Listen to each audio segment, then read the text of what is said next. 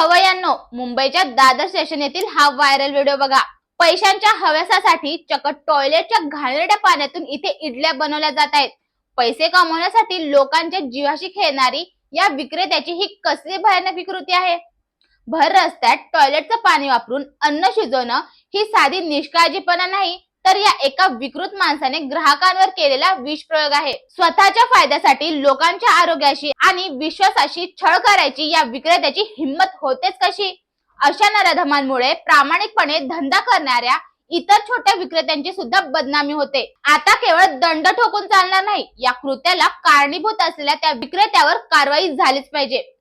अन्नासारख्या पवित्र गोष्टीचा आणि लोकांच्या विश्वासाचा असा खून करणाऱ्या या विकृतीचा आत्ताच बिमोड झाला पाहिजे। आणि हो, पुढच्या वेळी बाहेर खाताना 10 वेळा विचार करा, कारण हा प्रश्न फक्त दादरचाच नाहीये, तर आपल्या आरोग्याचा आहे। अशा अन्न विक्रेत्यांपासून जागरूक राहा आणि आपल्या आरोग्याची काळजी घ्या।